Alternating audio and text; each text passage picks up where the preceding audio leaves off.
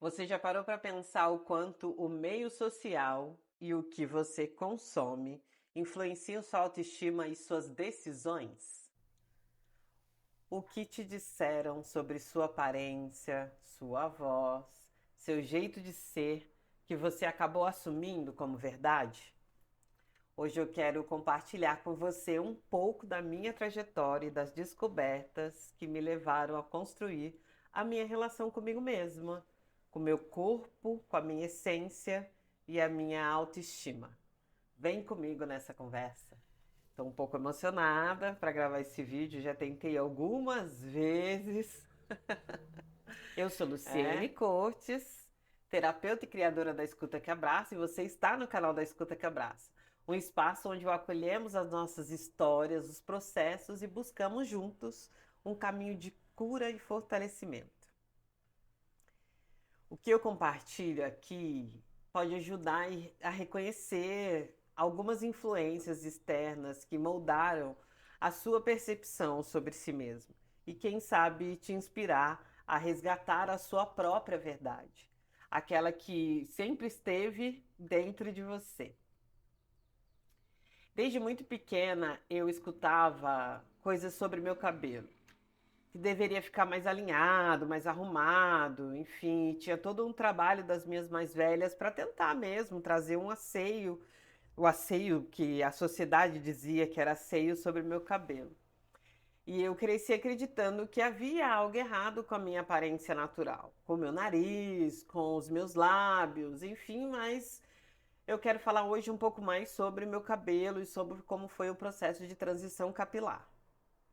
E eu sou uma criança nascida nos anos 80, então uma época em que veio depois do Black Power e as pessoas estavam começando a ter cabelo liso porque ele era exaltado, né? Então você deixar ali as suas madeixas lisas tinha um certo glamour.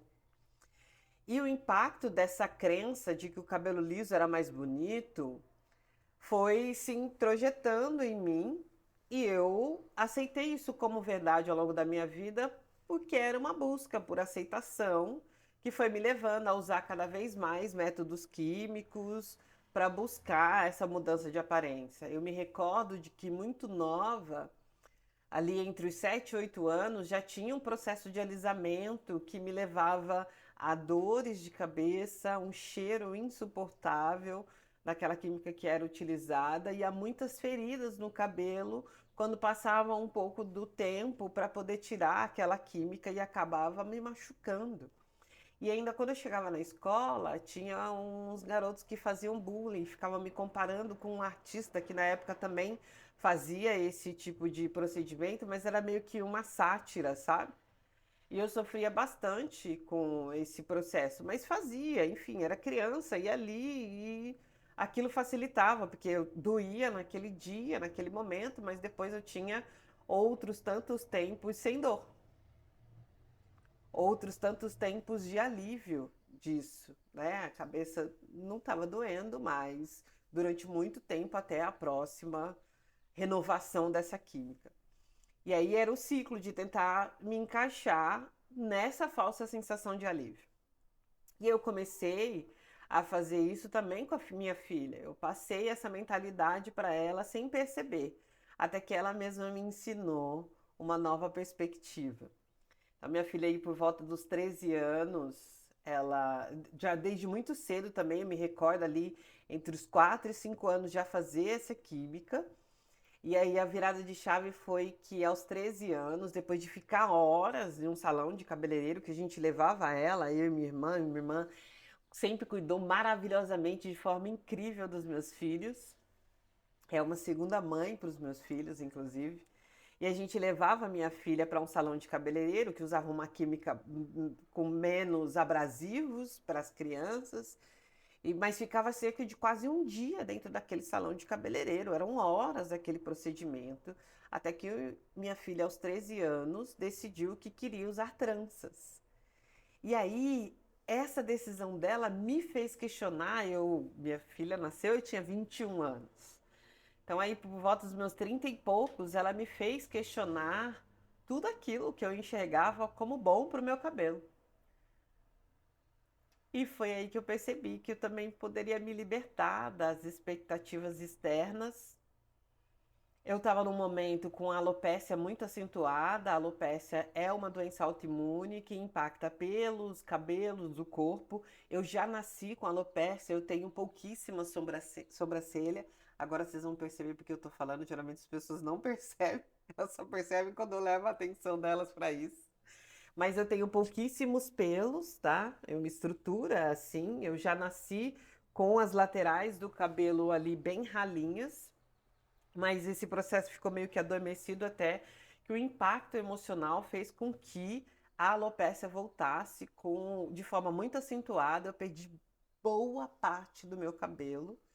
E aí foi um sinal do meu corpo que era hora de mudar. Eu já tive esses sinais em outros momentos, mas eu não prestei atenção. Que outros momentos foram esses? Momentos como quando surgiu a revista Raça, uma das minhas primeiras referências de beleza negra, e que eu fui lá e raspei o cabelo, passei a máquina zero, e que minha mãe ficou apavoradíssima, eu via no olhar dela aquilo que eu tinha feito, e que isso também me levava a cultivar mais a minha autoestima, a usar brincos, a fazer maquiagem, e aí diferente também o comportamento foi mudando ali na adolescência com esse raspar o cabelo. Então eu ficava admirando tanto as mulheres que apareciam ali na revista Raça, como as sambistas de escolas de samba. Então era esse padrão de beleza também, tinha um padrão, mesmo quebrando um pouco o padrão social que eu tinha nascido ali do cabelo liso, porque eu começo a usar química no cabelo, mas ainda permanecendo com ele cacheado, ainda existia um padrão. Ainda existia algo que não era a minha natureza, o meu natural. E aí eu busco esse resgate da minha verdade com a transição capilar e resolvo parar de aplicar qualquer tipo de produto químico que mude a estrutura do meu cabelo e começar a me olhar com mais carinho e com mais aceitação. E foi um processo doloroso, demorado, mas muito libertador. É, o caminho de reconstrução da minha autoestima, libertar essas vozes externas, é um processo mesmo. Não acontece da noite para o dia, de uma hora para outra.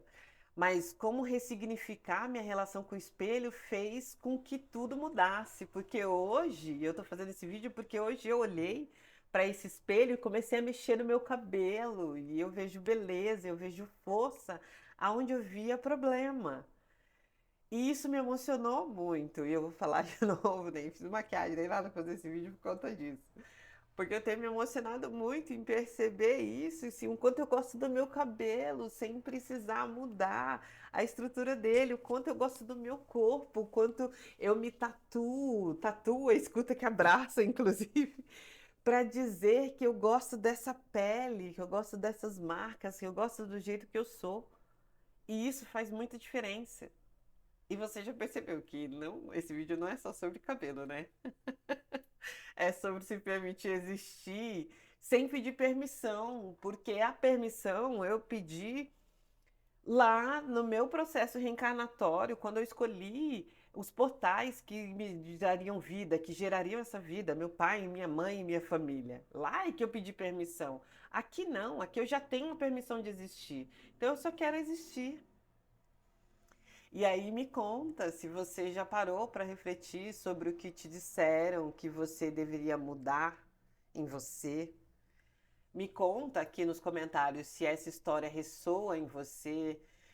Foi sobre cabelo para mim, mas pode ser sobre qualquer outra coisa para você, o que você já ouviu a vida toda e só agora percebe que não precisa ser verdade, que a verdade é a sua essência e não o que as pessoas estão dizendo que você é. Eu queria trazer um pouco disso, hoje eu compartilhei com vocês um pouquinho da minha jornada de autoconfiança, de autoestima. Eu vou trazer outros episódios de acordo com o que for surgindo, mas de como eu queria partilhar um pouco de como eu me libertei das expectativas externas para me amar do jeito que eu sou. Eu quero ressaltar aqui alguns pontos que é como essas vozes externas moldam a nossa autoestima. minam a nossa autoestima e de como elas falam muito mais sobre as pessoas, sobre o que essas pessoas pensam, não sobre o que a gente é. Então, o que o outro fala sobre seu corpo é a grosseria dele, porque ele não, primeiro, ele não tem direito de falar. A gente não tem direito de falar sobre o corpo de ninguém, nenhuma parte do corpo, de nada, de ninguém. A gente não tem esse direito, a não ser que a pessoa peça, a não ser que a pessoa nos autorize a, que ela peça opinião e nos autorize a.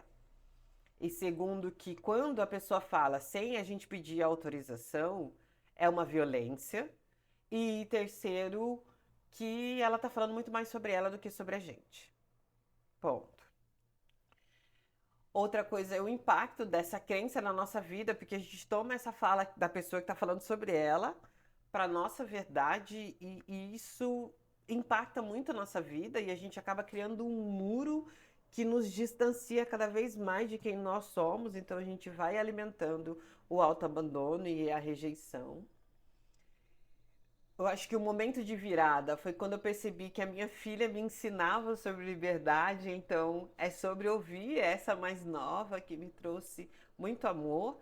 E as minhas mais velhas, quando também fizeram comigo a mesma coisa que eu fiz com a minha filha, elas também estavam fazendo por amor, tá? Por amor, do jeito que estava sendo ali a vida delas e era a forma, a consciência que elas tinham, que elas podiam fazer. E elas me cuidaram muito bem sempre. E hoje eu também tenho elas como inspiração, porque muitas das minhas mais velhas também já não fazem. Mas é química no cabelo. E não é sobre química no cabelo também. Eu acho que se você quiser fazer química no seu cabelo, se isso faz com que você se sinta melhor, tá tudo bem. Mas que isso seja por uma escolha sua e não por um padrão imposto por alguém. E também queria deixar aqui o processo de reconstrução da autoestima e da relação com a minha aparência foi um processo mesmo, foi passo a passo, não foi querendo ir do A para o Z, foi do A para o B, para o C, para o D, reconhecendo todas essas mulheres, todas essas pessoas que têm importância na minha vida e reconhecendo a minha voz interna também querendo essa mudança, querendo ser autêntica, querendo a liberdade, sabe? Então, se você se sente sozinha nessa, se você precisa resgatar essa verdade, saiba que você não está sozinha, que esse processo é profundo e que ele também é possível. E que a gente está aqui à disposição na Escuta que Abraça também para te auxiliar nisso. Outra dica importante é que a cada semestre eu dou uma olhada nos meus valores pessoais, isso também faz parte do meu processo de autoaceitação. E isso que eu faço, esse movimento, eu compilei e estruturei tudo num curso. O link está na bio, você consegue acessar o Reconcilie-se. É um curso que está baratinho, R$ 24,90, e ele auxilia muito nessa autoavaliação e nessa construção de jornada em busca da nossa reconciliação com os nossos valores pessoais. Acesse, tá na descrição. Se esse vídeo tocou você de alguma forma, me conta nos comentários. Eu quero muito mesmo saber a sua história.